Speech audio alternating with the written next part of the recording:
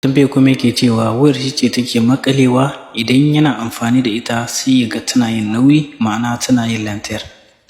To insha Allah a wannan bidiyon za mu nuna muku wasu matakai guda biyu. Mataki na farko za mu nuna muku wasu abubuwa guda uku wanda za ku dinga yi idan kuna amfani da wayar da kuka ga tana yin nauyi, tana maƙalewa idan kuna amfani da ita.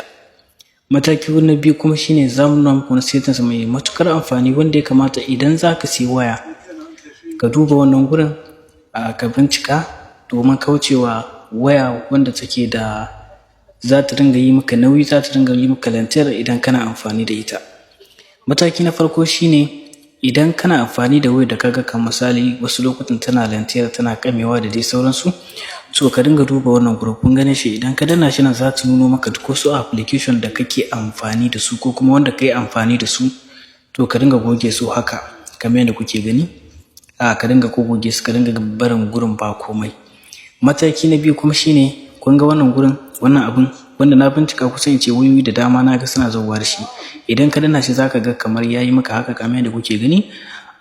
Bayan ya kammala kai ce zaka danna nan, idan ka danna zai goge duk wasu abubuwa haka wanda suke sa wayar take yin nauyi. Kusan kuma wannan abun na bincika kowace waya tana zauwa da shi. Idan ma baka gane shi ba a wayarka, application ne wanda misali bari ya gama, bayan ya gama sai na huta, wannan shine application da kun gane shi, to kusan wayoyi da dama na bincika suna da shi.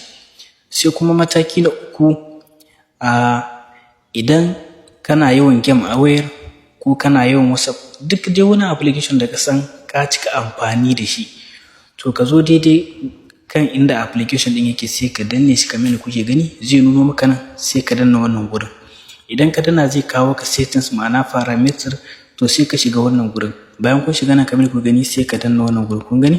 To idan ka danna nan gurin shikenan zai dan rage ma application din yauni.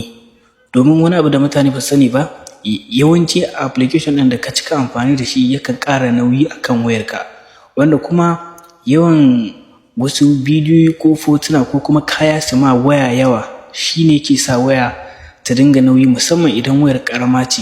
Kuma abu na biyu wanda nace zan nuna muku, wanda idan za ka siyi waya ya kamata ka bincika domin kaucewa ire-iren waɗannan matsalolin shine idan za ka siyi waya, musamman waya idan ba sabuwa ba ce, saboda waya sabuwa takan zo da duk wasu bayanai da ake buƙata akan kwalin.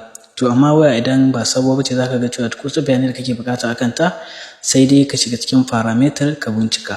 So abu na farko da za ka bincika shine za ka shiga cikin parameter, za ka zo wani gurin da aka rubuta my phone, da yake ni ina amfani da Tecno ne. To idan na shiga nan za ku ga duk bayanan da suke kan wayar. Na farko za ku ga RAM ɗinta shine 4, a ƙulo wayar kuma shine 128.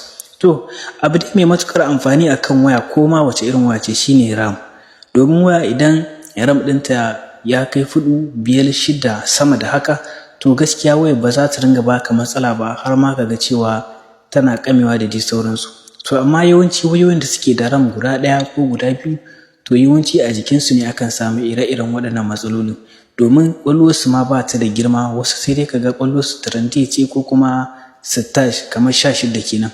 To idan ka bincika ka ga waya RAM ɗinta yana da girma kamar misali ya kai 4 ko 5 ko 6, to gaskiya irin waɗannan wayoyin ba za su baka irin waɗannan matsalolin ba. Amma nan shine ƙarshen bidiyon mu, da fatan kun ji daɗin waɗannan bayanai da muka yi muku. Kada ku manta ku dana mana alamar like, sannan ku yi mana following. Sannan na yi tagging ɗin wasu daga cikin abokaina, don Allah ku danna ku je ku yi following ɗin shi. Na gode.